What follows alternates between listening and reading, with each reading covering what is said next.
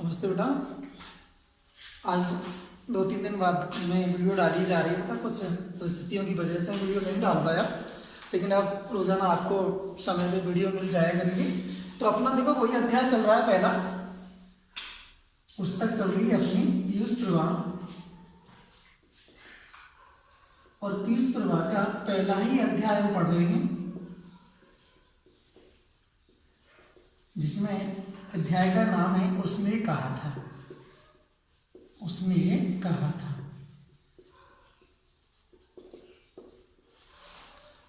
ये अपना प्रकरण चल रहा है। देखो मैंने पहले भी प्रथम बारी में आपको जो चर्चा की थी, बताया था, इसके जो लेखक हैं वो कौन है? पंडित चंद्रधर शर्मा गुलेरी। पंडित चंद्रधर शर्मा गुलेरी। देखो बेटा, प्रथम विश्व युद्ध है। कहानी कहां से आरंभ होती है? प्रथम विश्व युद्ध में। देखो ये कहानी जो है ना, ये कहानी पंडित चंद्रधर शर्मा ने 1915 में लिखी थी। कहानी कब लिखी गई है? सन 1915 में इस कहानी को लिखा गया था लेखक के द्वारा। प्रथम विश्व युद्ध का दृश्य है। प्रथम विश्व युद्ध हुआ था 1914 से 1918 के अंतर। कहानी का जो दृश्य है, कहानी का जो प्रमुख जो नायक है वो कौन है? लहना सिंह। कथानक कौन है बेटा? लहना सिंह, जो एक सिख बालक है। कौन है? एक सिख बालक है। दूसरी कहानी की जो नायिका है वो कौन है? होरा, जो लड़की है होरा, जो एक सिख लड़की है। ये जो लहना सिंह है, ये 77 राइफल्स में, किसमें था? 77 राइफल में कौन है? जमादार है। कहने का मतलब पहला जो दृश्य है, वो पहला दृश्य आरंभ होता है बेटा अपना कहां से? अमृतसर का दृश्य है। कहां का दृश्य है? अमृतसर के बाजार का दृश्य है। उसकी हम चर्चा करते हैं। देखो पहला ही पॉइंट इसमें जो बनेगा वो बनेगा अमृतसर की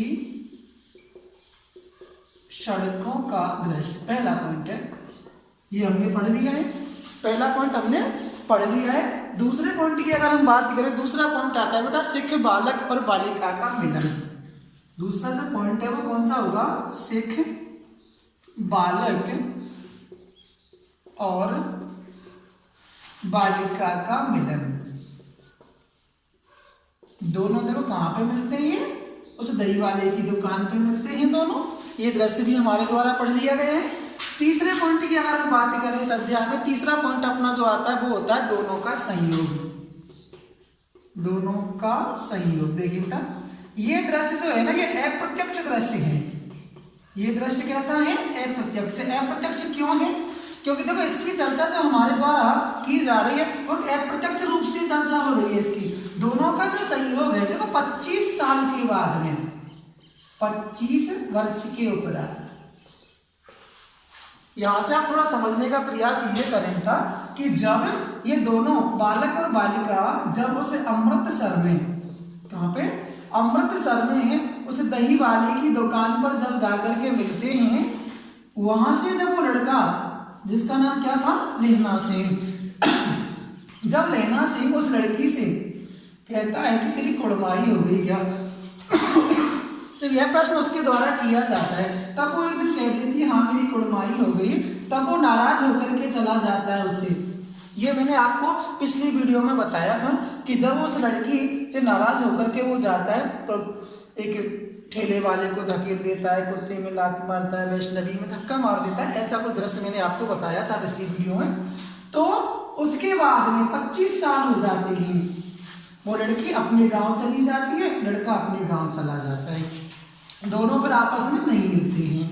25 साल का समय व्यतीत हो जाता है। 25 साल के अंतराल में वो लड़का जो है वो क्या होता है? सेना में भर्ती हो जाता है। देखिए आप, 25 साल तक उनका मिलना नहीं होता है। उस 25 साल के दौरान में क्या क्या घटना घटती है दोनों के बीच में, वो एक अप्रत्यक्ष संयोग, दोनों का जो संयोग अप्रत्यक्ष हो रहा है, ध्यान रखना आप। तो वो सेना में भर्ती हो जाता है। सेना में वो हवलदार अर्थात जमादार के पद पर पहुंच जाता है। इधर जो लड़की है उसका विवाह हो जाता है और उसका विवाह जो होता है वो किसके साथ में होता है? हजारा सिंह नाम के व्यक्ति के साथ में। हजारा सिंह नाम के व्यक्ति के साथ में उसका विवाह हो जाता है और वो व्यक्ति वही सेना में कौन है? सूबेदार के पद पर है। वो व्यक्ति सूबेदार के पद पर है और उसका जो प्रेमी है, ऐसे मानिए आप, जो लड़का जो उससे प्रेम करता था उस लड़की से, वो भी सेना में कौन है? हवलदार, जमादार के पद पर है। संयोग की बात है कि दोनों एक ही रेजिमेंट में भर्ती हैं, ये सूबेदार भी और हवलदार भी, अर्थात दोनों, उसका प्रेमी भी और उसका पति भी, दोनों एक ही रेजिमेंट में भर्ती हैं। इधर इस लड़की का विवाह हो जाता है, इनके पुत्र होता है जिसका नाम होता है बोधा सिंह। 25 साल का अंतराल चल रहा है, ध्यान रखना। 25 साल के अंतराल में उस लड़की ने पुत्र को भी जन्म दिया है, बोधा सिंह नाम है उसका। वो भी सेना में भर्ती है और उसी पलटन में है। तो तीनों एक ही रेजिमेंट में हैं। कौन कौन? हजारा सिंह और हवलदार। कौन? क्या नाम है उसका? उसके प्रेमिका क्या नाम है? लहना सिंह और उसका पुत्र बोधा सिंह। तीनों एक ही सेना में, एक ही पलटन में है। तो ये उसका दोनों का संयोग हुआ है। अब चौथे पॉइंट की हम बात करें। चौथा पॉइंट होगा बेटा अपना युद्ध का छिड़ना। अब यहां से चौथा पॉइंट पढ़ते हैं, देखो, युद्ध का छिड़ना।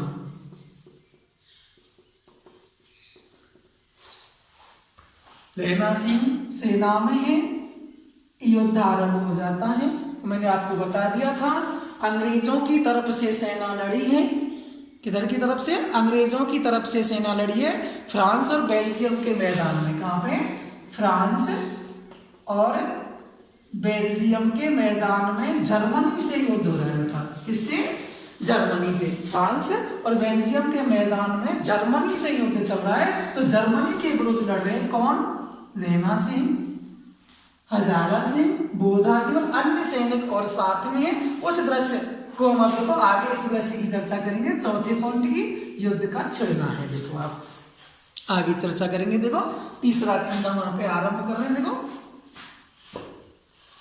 दोपहर रात बीत गई। कितना समय निकल गया है? 2 पहर निकल चुके हैं रात्रि के, 2 पहर बीत चुके हैं। अंधेरा छाया हुआ है, अर्थात रात्रि है। रात्रि में क्या छाया हुआ है? अंधेरा छाया हुआ है। सन्नाटा, चारों तरफ शांति सन्नाटा छाया हुआ है। बोधा सिंह खाली बिस्कुटों के 3 टिनों पर अपने दोनों कंबल बिछाकर और लहना सिंह के 2 कंबल और एक बरकोट ओढ़कर सो रहा है। देखो दृश्य बेटा। बोधा सिंह कौन है? मैंने आपको बताया था बोधा सिंह कौन है। बोधा सिंह सूबेदार हजारा सिंह का पुत्र है और हजारा सिंह कौन है? होरा का पति है। ठीक है। तो जो बोधा सिंह है, बोधा सिंह खाली बिस्कुट के 3 टिनों पर, टिन का अर्थ क्या होगा बेटा? डिब्बे।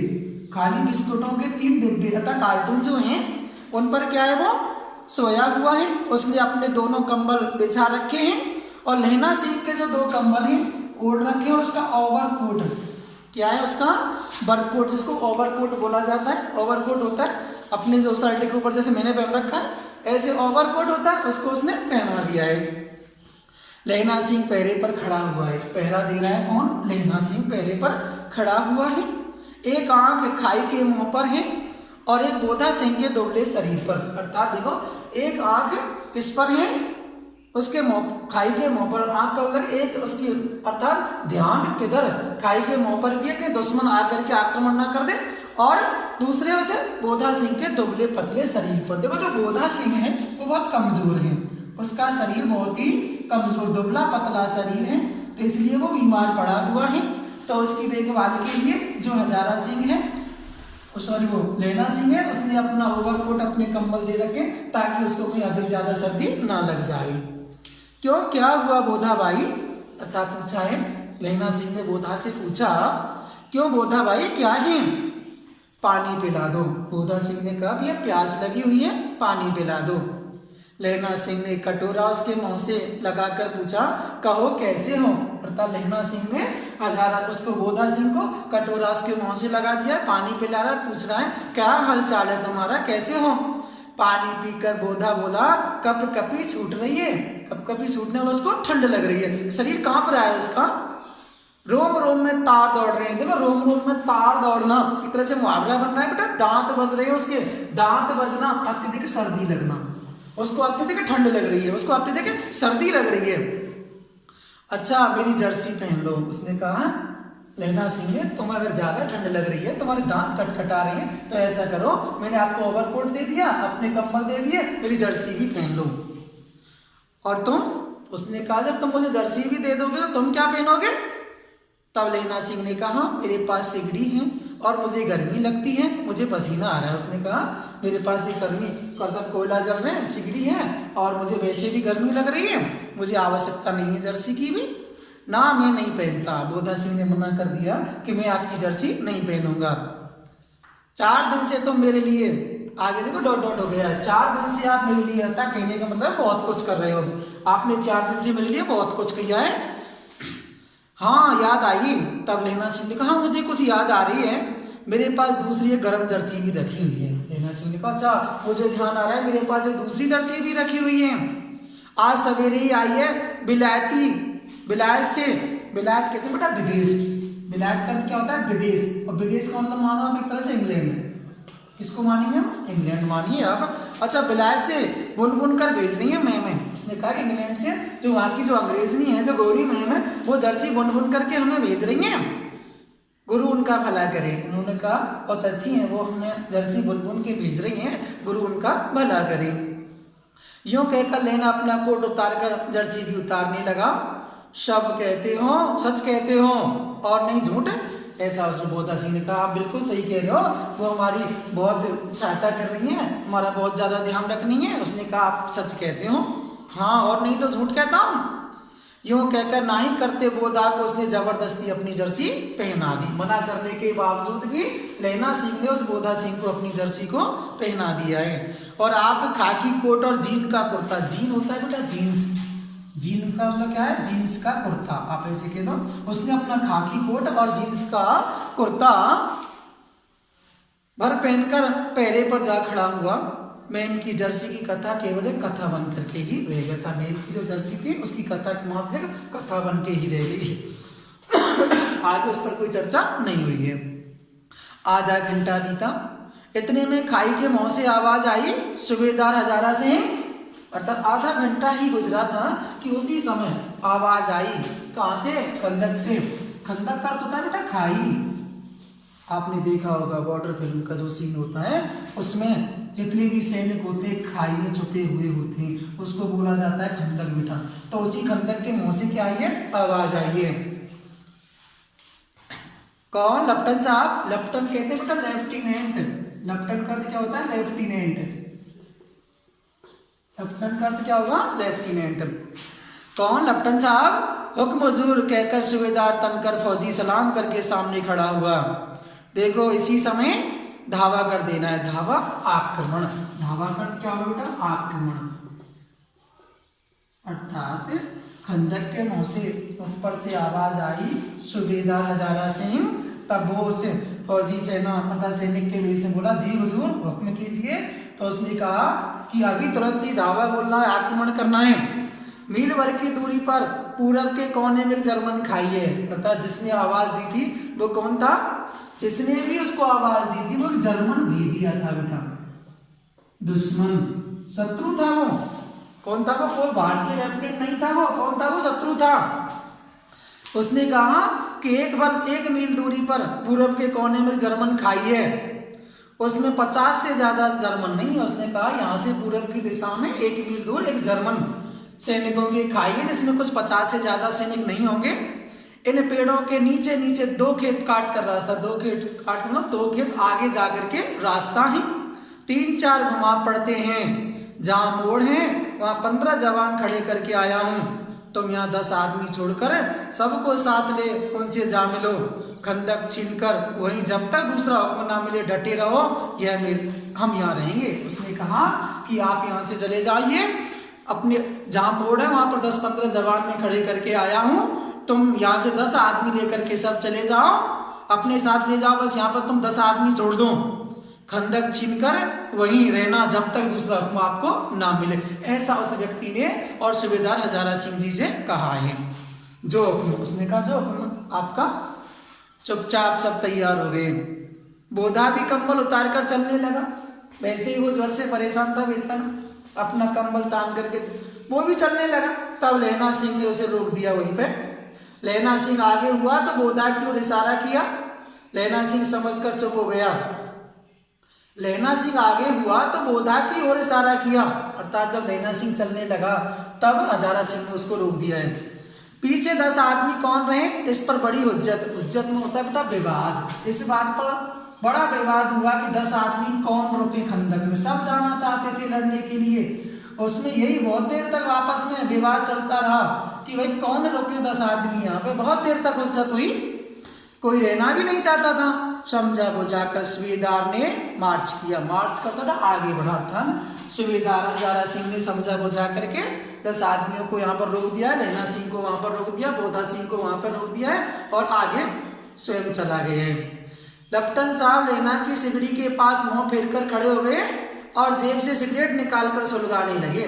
जो लेफ्टिनेंट साहब थे, सूबेदार हजारा सिंह को भेज दिया है लेफ्टिनेंट साहब ने और स्वयं वहीं पर रुक गए खंदक के पास में। और लहना सिंह की सिगड़ी के पास में खड़े होकर के पीट करके और वहां पर सिगरेट जलाने लगा है। 10 मिनट बाद उन्होंने लहना की ओर हाथ बढ़ाकर कहा, लो तुम भी पियो। 10 मिनट तक वो सिगरेट पीता रहा और 10 मिनट के बाद में उसने लहना सिंह की तरफ सिगरेट बढ़ाई और कहा, तुम भी पी लो। आंख मारते करते लहना सिंह सब समझ गया। आंख मारते होता है पलक झपकते ही, तुरंत शीघ्र। जब उसने कैप्टन साहब ने जैसे ही लहना सिंह को सिगरेट दी, तुरंत लहना सिंह समझ गया। बहुत चातुर दिमाग का था, समझ गया तुरंत ही। मोह का भाव छिपा कर बोला था, समझ तो गया, लेकिन उसने ऐसा लहना सिंह ने उस लेफ्टिनेंट साहब को महसूस नहीं होने दिया कि इसको मेरे बारे में कुछ पता चल गया। मोह के भाव छिपा करके बोला, लाओ साहब, अर्थात लाओ सिगरेट दे दो मुझे पीने के लिए। हाथ आगे करते ही उसने सिगड़ी के उजाले में साहब का मुंह देखा। अर्थात जैसे उसने सिगरेट उसको दी तो सिगड़ी की तरफ जैसे उस लेफ्टिनेंट साहब ने मुंह किया तो उसके मुंह को देख करके पहचान गया। कौन? लहना सिंह, कि ये हमारे लेफ्टिनेंट साहब नहीं है। और उसके बाल देखे तब उसका माथा ठनका, अर्थात उसका माथा ठनका, चकरा गया। लेफ्टिनेंट साहब के पट्टियों वाले बाल, अर्थात वो पट्टी नुमा बाल एक दिन में कहाँ उड़ गए और उनकी जगह कैदियों के से कटे बाल कहीं से आ गए। अर्थात कहने का मतलब है वो लहना सिंह सोचने लगा कि हमारे जो लेफ्टिनेंट साहब हैं उनके तो बड़े बड़े बाल हैं, उनके तो बड़े बड़े बाल हैं, आज ये छोटे छोटे कैदियों के जैसे कटे कटे बाल कहाँ से आ गए। ऐसा वो विचार करने लगा। शायद साहब शराब पिए हुए हैं, उसने सोचा हो सकता है साहब ने शराब पी रखी हो और उन्हें बाल कटवाने का मौका मिल गया हो, इसलिए उन्होंने सारे बाल छोटे छोटे करा लिए हों। लहना सिंह ने जांचना चाहा। लहना सिंह ने सोचा जांच तो करूं, कम से कम हमारे लेफ्टिनेंट साहब कोई और हैं। साहब 5 वर्ष से उसकी रेजिमेंट में थे, अर्थात लहना सिंह है उसकी रेजिमेंट में 5 साल से रह रहे थे। कौन बेटा? लेफ्टिनेंट साहब। तो वो तो उनसे अच्छी तरह से परिचित था, जानता था वो तो। क्यों साहब, हम लोग हिंदुस्तान कब जाएंगे? प्रश्न कर दिया तुरंत ही लहना सिंह ने उस लेफ्टिनेंट से, साहब हम हिंदुस्तान कब लौट करके जाएंगे? उसने कहा लड़ाई खत्म होने पर। लेफ्टिनेंट ने कहा लड़ाई खत्म हो जाएगी तब यहां से चले जाएंगे। क्यों, क्या यह देश पसंद नहीं है? उस लेफ्टिनेंट ने कहा लहना सिंह से, क्या ये देश पसंद नहीं आ रहा है आपको? लड़ाई खत्म हो जाएगी जब यहां से हम चल देंगे। नहीं साहब। उसने कहा नहीं साहब ऐसी बात नहीं है, देश तो हमें खूब पसंद है। शिकार के में मजे यहाँ कहाँ, जो पारसाल, पारसाल होता है बेटा पिछली साल। पारसाल का क्या होता है? पिछली साल। उसने कहा नहीं साहब ऐसी बात नहीं है, शिकार के वो मजे यहाँ कहाँ है जो पिछली साल। लड़ाई के पीछे आप जगदारी जिले में शिकार करने गए थे। उसने बताया कि भाई पंजाब में जगदारी जिले में साहब, जब जगदारी जिले में शिकार करने गए थे, ऐसे शिकार के मजे यहाँ पे कहाँ हैं? हाँ वही। अब जब आप खोते पर सवार थे, खोता कहते हैं बेटा गधा, खोता किसे कहते हैं? गधा। उसने कहा लहना सिंह ने, जब आप खोते पर सवार थे, अर्थात जब आप गधे पर सवार थे। लहना सिंह जांचना चाह रहा है, परख कर रहा है कि वास्तव में ये हमारे लेफ्टिनेंट साहब है या नहीं है। इसलिए उन्होंने कहा पिछली साल हम जगदारी जिले में शिकार करने के लिए गए थे और आप जब गधे पर बैठे हुए थे, आपका खानसामा अब्दुल्ला रास्ते में, खानसामा, खानसामा होता है बेटा रसोई, आपका वो रसोईया कौन, अब्दुल्ला, रास्ते में एक मंदिर में जल चढ़ाने को रह गया था। देखो झूठ बोल रहा है लेना सिंह ताकि वो उसकी जांच कर सके। अब्दुल्ला देखो मुसलमान है अब्दुल्ला, और वो मंदिर में जल चढ़ाने नहीं जाएगा।